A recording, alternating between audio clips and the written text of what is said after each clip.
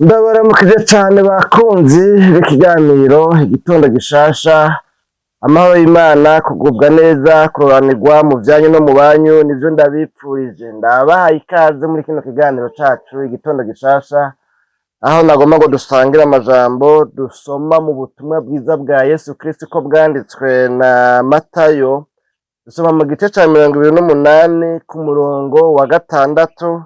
Ariko kandi ayo majambo uyakurikiranye neza urayasanga no muri Mariko igice ca 16 umurongo wa 6, canke mu butumwa bwiza bwa Yesu Kristo ko bwaritswe na Luka igice ca 24 umurongo wa 6. Ico mbona ngaha bahurije ko naho batabwiranye nuko aya majambo bose aboneka ku murongo wa 6. Tuyasoma rero muri ivyo bice kumbure vyose uko ari bitatu, kugira ngo duce tuyasangira twumvise neza umwe wese ingene yavuze iri jambo ndiko ndaronderamwo.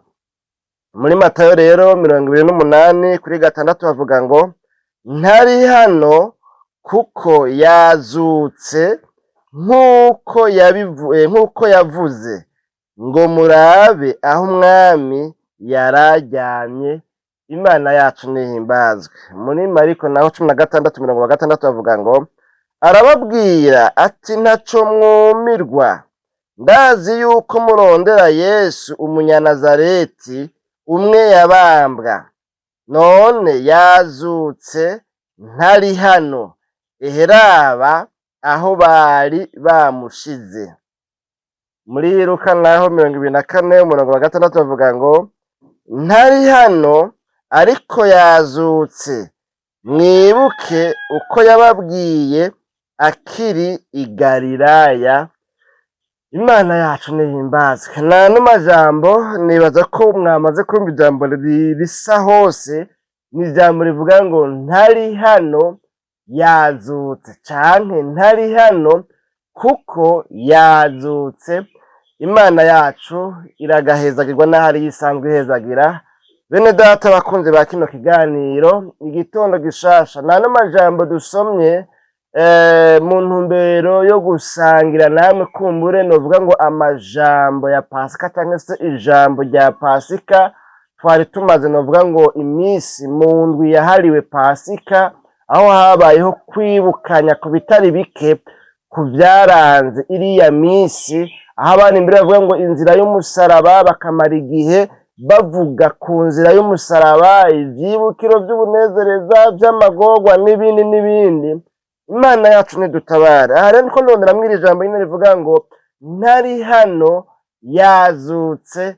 Imana yacu nihimbazwa. Yari amajambo babwiwe n'umumarayika yaracunze ca kibuye cari catembagajwe gikurwa kumva, aho cari cashizwe kumva ya Yesu, bavuga ngo ntazoveyo ntazozuka, bagashaka ko ikibuye kininiya kumbure kugira ngo ntibizovugwe ngo yazutse.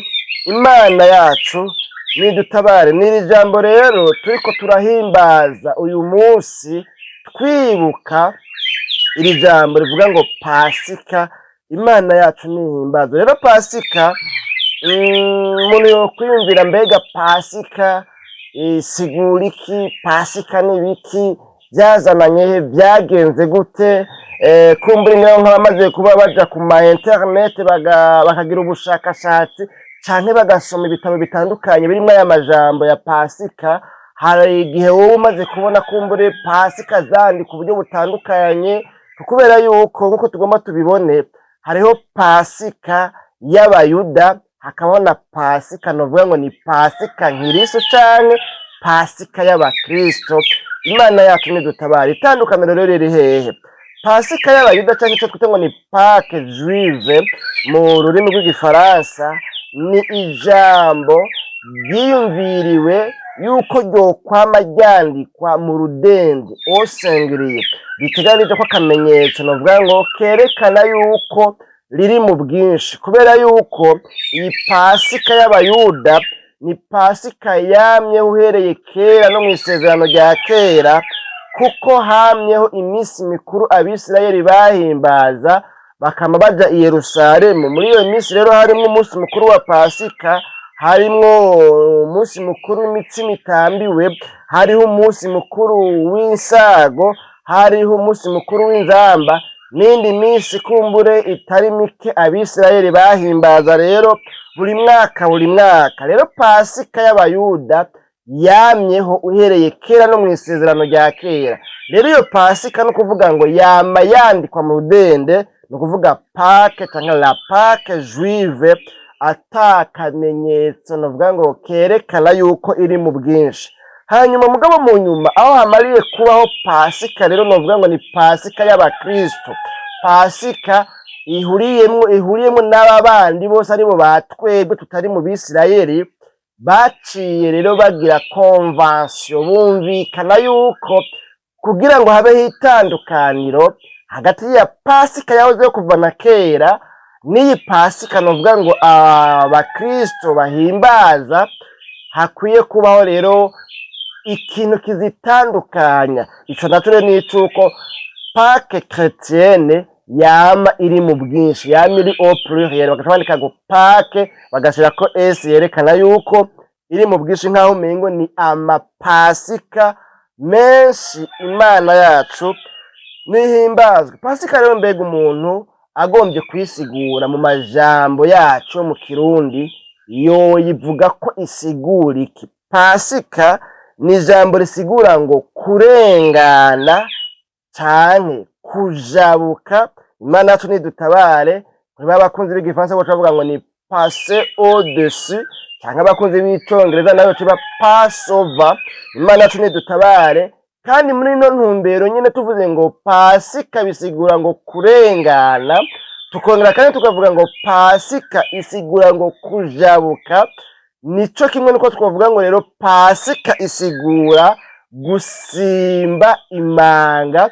Imana yacu nidutabare. Bitavyumvikana ko muri majambo uyu munsi duhimbaza pasika ni nkaho buri mukristo wese yarakwiye kubwira mugenzi we ngo simba imanga. Imana yacu nidutabare. Kwa kundi bavuga canke se kera bavuga bariko barakeza umuvyeyi yibarutse, bakamubwira ngo simba imanga, Imana icane, kisimba rusizi n'ibindi warujabutse n'ibindi, bariko baramukeza bamwereka yuko ibihe yarenganye ari ibihe biteye ubwoba, ari ibihe novuga ngo yari kuhasiga ubuzima, ariko noneho yuko Imana yacanye, yuko Imana yamutabaye, yuko Imana yamugiriye neza, ikamuha gusimba imanga yari guhava akorokeramwo, yari guhava arwamwo. Imana yacu nidutabare. Aha rero tuza guca turabira hamwe mbega none asangwa habaho pasika nkirisu, asangwa habaho pasika y'abayuda, mbega none kuri bamwe izi pasika zagomba gusigura iki? Bitavyumvikana ko iyo bija hose twebwe abakristo turafise ico twovuga ngo niyo nsiguro kuri twebwe tuko turayihimbaza, bisigura gutya. Ku bayuda nabo bobo yatanguye kera, bisigura gutya. Murabizi mu gihe abisirayeli bari muri Egiputa, ivyo ntitwire turabisoma, kandi mu biganiro twari kubicishaho kumbure tukabihera hariya hirya kera cane, ingene vyagenze. Pasika ya mbere yatanguye ryari, vyagenze gutya, vyagenze gute. Imana yacu nidutabara, ariko nyene imyanya ntiyatwemereye, ntivyoroshe, usanga nyene bigoye, imyanya ugasanga nyene ntiyabonetse. Ku bayuda rero mbega bariko barahimbaza pasika vyasigura ngo iki? Iyo abayuda bariko barahimbaza pasika, haba kera haba n'ubu, ku bayihimbaza hariya mu bayuda baba bariko baravuga ngo ni ukurengana uva mu buja ukaja mu mwidegenzo, kuko bayihimbaza hanini bibuka yuko hariho umunsi habaye ikintu kidasanzwe, kuko Uhoraho yabwiye Mose ngo iyo niyo pasika yanyu, ca gihe bagaca bajabuka bava muri Egiputa baja mu gihugu c'amasezerano Imana yabasezeraniye. ico gihe bwaca batangura urugendo rubakura mu gihugu babayemwo abaja imyaka 400 irenga. Imana yacu nidutabare. Hanyuma rero abayuda kuva ico gihe baca bashiraho igihe co kwama bahimbaza Pasika. Pasika yabo rero yasigura canke nubisigura ngo kurengana uva mu buja ukaja mu mwidegenza. Bakundi baca igifaransa umuntu bavuga ngo ni passer de l'esclavage à la liberté. Imana yacu nihimbazwe. Bene data bakunzi ba kino kiganiro, igitondo gishasha turiko turavuga mw'iri jambo rya Pasika kugira ngo umuntu yumve neza iyo ariko arahimbaza Pasika ibyo aba ariko arahimbaza, ibyo aba ariko aribuka. Imana yacu nihimbazwa. Abisirayeli rero iyo bariko barahimbaza Pasika byari ibirori byamara indwi yose, bamara indwi yose bariko barahimbaza Pasika. Kino gihe rero Pasika nkirisu canke Pasika y'abakristo yaba canke se munyemere mvuga ngo yavuka, Pasika y'abakristo yavutse isanga abayuda nabo bariko barahimbaza Pasika yabo. Muri iyo misi indwi bahimbazamwo Pasika niho Yesu yazuka. Yesu yazutse abayuda, musomye ijambo ry'Imana mu butumwa butandukanye bwa Yesu Kristo uko bwanditswe na ba Matayo, Yohana, Mariko na Luka, muzosanga ngo mu misi mikuru ya Pasika. Nkaho umenga iyo misi mikuru ya Pasika yari myinshi. Ni koko yari myinshi kubera iki? Ibirori byo guhimbaza Pasika byamara indwi yose. Yesu rero acazuka muri iyo misi nyene bariko bahimbaza Pasika. Gutyo rero Pasika y'abakristo iba igizene, iba ivutse munovuga ngo muri ivyo biro canke se muri iyo misi abayuda bariko barahimbaza Pasika. Rero Pasika y'abakristo ni umunsi mukuru abakristo bahimbaza mu ntumbero yo kwibuka ugupfa no kuzuka kwa Yesu Kristo atsinze rupfu na kuzimu. Imana yacu nihimbazwe. Bene data bakunzi ba kino kiganiro igitondo gishasha, mbere ko twaba dusozera rero twagomba tuvuge ngo iki rero abakristo rero nabo iyo bariko barahimbaza uyu munsi mukuru, mbega uyu munsi mukuru usigura iki kuri bo? Novuga ngo indangura kintu y'insiguro y'uyu munsi mukuru wa Pasika ku bakristo ivuga ngo ni kurengana uva mu rupfu ukaja mu bugingo. Imana yacu nidutabare. Passer de la mort à la vie. Kubera iki? Kubera ko Yesu Kristo niwo munsi yarenganye, niwo munsi Yesu yajabutse, niwo munsi Yesu Kristo yasimvye imanga. Twabonye ko mu nsiguro zitatu nkuru zisigura Pasika harimo ijambo rivuga ngo kurengana canke kujabuka canke mbere gusimba imanga canke mu yandi majambo kurusimba. Kubera iki?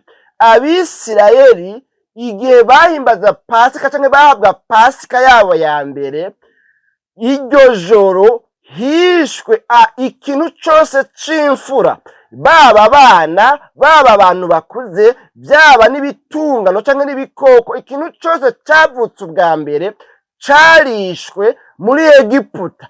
Ariko abisirayeli bobo ivyabo nabo nyene ubwabo nta na kimwe urupfu rwabagizeko. Imana yacu nidutabara. Vyasigura ngo rero barusimvye, barujabutse, barenganye. Imana yacu nidutabare.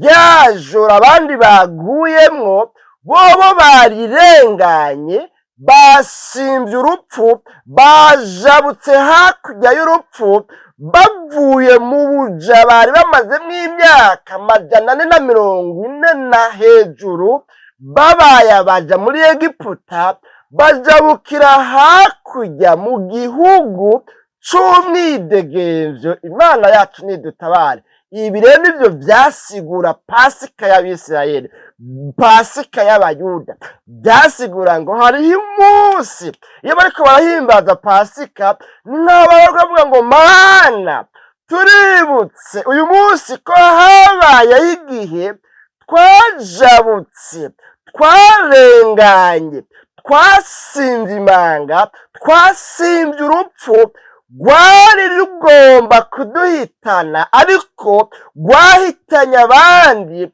Two turarusimba, turarujabuka, tujabukira hakurya mu gihe gishasha c'umwidegemvyo. Tuva mu buja tuja mu gihe c'umwidegemvyo. Imana yacu nidutabare. Bene data bakunzi ba kino kiganiro, igitondo gishasha cacu c'uno munsi, abakristo rero iyo bariko barahimbaza Pasika, baba bariko baravuga ngo umwami wacu Yesu hariho igihe, hariho umunsi yasimvye imanga, hariho umunsi yajabutse, hariho umunsi yarenganye urupfu, hariho umunsi yarusimvye akazuka, akava mu bapfuye. Imana yacu nihimbazwe, agasubira kuba muzima, atsinze urupfu na kuzimu. Imana yacu nihimbazwe. Bene data bakunzi ba kino kiganiro, igitondo gishasha cacu c'uno musi, munyemerere rero imbere yo gusozera nongere nsome ya magambo, kuko niyo tugomba dusozerereko. Nta magwara ahogwa, kuvuga menshi siko kuyamara, kandi bica bibwirwa benshi bikumva bene vyo. Niyo mpamvu atanuwo bitebamwo cane. Ico nari ntumbereye burya kiriko kirumvikana, ngomba ngo duhimbaze ibintu twumva, duhimbaze ibintu dutahura ico bisigura, kuko hari igihe tubikora nyene bivangavanze gutyo nyene, ugasanga ntitwabisiguriwe, ntitwabibwiwe n'uwo kubaza mw'ibarabara, ukaba utomukonvenka, ukaba utomwumvisha ico bisigura. Imana yacu nidutabare. Bene data bakunzi ba kino kiganiro, twabonye rero ko muri Matayo 28:6 bavuga ngo ntari hano kuko yazutse nk'uko yavuze, ngo murabe aho umwami yararyamye. Muri Mariko 16:6 navuga ngo arababwira ati ntaco mwumirwa, ndazi yuko murondera Yesu Umunyanazareti, umwe yabambwa, none yazutse, ntari hano, eheraba aho bari bamushize. Muri Luka 24:6 twabonye avuga ngo ntari hano, ariko yazutse, mwibuke uko yababwiye ari i Galilaya. Imana yacu nidutabare. Bene data bakunzi ba kino kiganiro, igitondo gishasha, nano majambo nari numva mu mutima rero nosangira namwe kuri uno munsi mukuru wa Pasika. Iyo turiko turahimbaza uyu munsi mukuru, tuba twerekana natwe yuko twizeye canke twizera, dufise ivyizigiro ko natwe tuzozuka, kuko Yesu Kristo yabwiye Mariya na Marita cagihe Lazaro yari yapfuye, ababwira ngo unyizera niyo yoba yarapfuye azobaho. Imana yacu nidutabare. Tuba twizera, tuba twemeza ko twizera, dufise ivyizigiro binyegejwe muri Kristo Yesu, ko natwe tuzozuka, ku munsi umwe tuzozuka, naho twoba twarapfuye, tukava mu rupfu, tugasimba urupfu, tukarujabuka, tukajabukira hakurya iwabo w'abadapfa, mu bugingo budashira, dans la vie éternelle. Imana yacu nidutabare. Bene data bakunzi ba kino kiganiro, igitondo gishasha, kandi burya duhimbaje Pasika tuba twerekanye yuko twavuye mu vyaha, kuko ingero y'icaha n'urupfu, ugomba guhimbaza neza Pasika ukwiye gufata ingingo yo kuva mu vyaha. Ejo harenganye twavuganye ku ijambo Yesu yabwiye umwe mu bigishwa biwe yafashe inkota ngo akeba canke se akata ugutwi kumwe muri babandi bari baje gufata Yesu. Yesu acamubwira ngo gezaho, mu yandi majambo subiza inkota mu bwubati, Imana yacu nidutabare. Rero uburyo bwiza bwo guhimbaza Pasika ni ugufata ingingo yo kwihana ivyaha, ni ugufata ingingo yo guheba za ngeso mbi, vya vyaha vyari bimaze igihe bituboshe. Hanyuma gutyo tukaba tuvuze ngo iyi Pasika ndiko ndahimbaza, bisigura yuko namaze gufata ingingo yo kurengana mva mu vyaha, kuko ingero y'ivyaha ari urupfu, mu ntumbero yo kwemeza neza nanje yuko nzojabukira hakurya mw'ijuru iwabo w'abadapfa, hariya hari ubugingo budashira. Nasezeraniwe n'umwami w'abami. Imana yacu nidutabare. Bene data bakunzi ba kino kiganiro, igitondo gishasha, none rero amazi yazindutse ageze kure, tugomba tugarukirize ngaha. Wumva nawe uri mu mugwi uyuhe? Waramaze gufata ingingo yo guheba ivyaha, yo kuva mu ngeso mbi, yo guheba ubupfu n'ubube gito byari vyarakuboshe? Erega nimba utarafata ingingo yo kwihana, yo guheba ivyaha, yo gukizwa ngo wakire Yesu Kristo kubera umwami n'umukiza mu bugingo bwawe, aho nawe naho wotamba igisirimba kuri uno munsi, birashoboka yuko wanagitambye mbere, wamutamba igisirimba uko bukeye uko bwije, mbere no kuririmba uririmba, ariko nimba utarafata ingingo yo guheba ivyaha, yo gukizwa, yo kwihana, yo guhinduka icaremwe gishasha, naho uhimbaza Pasika uyihimbaza nabi, kubera ingero y'icaha ari urupfu. Icaha kiracagufise kw'ijambo, nturi mu bantu bafise ivyizigiro vy'uko bazojabukira hakurya iwabo w'abadapfa, bazorengana kuri wa munsi ngo basanganire umwami mu bicu. Aho muri uyo mugabane wewe nurimwo, kandi urumva nyene aho uri umuhombe. Ariko mugabo, nabahirwa abantu bamaze gufata iyi ngingo, bakavuga ngo nanje misemwo kwihana ivyaha, misemwo guhinduka icaremwe gishasha, kuko bari muri Kristo Yesu nta rubanza ruzobatsinda haba namba. Nanje misemwo kwihana. Aba bantu n'abahirwa kubera yuko nibo bahimbaza neza Pasika, kuko Pasika ya twebwe abakristo ivuga ngo twararenganye, twemeye kurengana tuva mu rupfu tuja mu bugingo. Twaratanguye urugendo rudukura mu rupfu, rudukura mw'isi wobo w'abapfa, urwo rugendo rutujana mw'ijuru iwabo w'abadapfa. Niyo Pasika nziza. Imana yacu nihimbazwa. None reka dusenga Imana, byo kubera vyiza ufashe ingingo ukavuga ngo Mana nsanze naho ndayihimbaza nabi, nsanze uko naho mpimbaza Pasika siko nari nkwiye kuyihimbaza.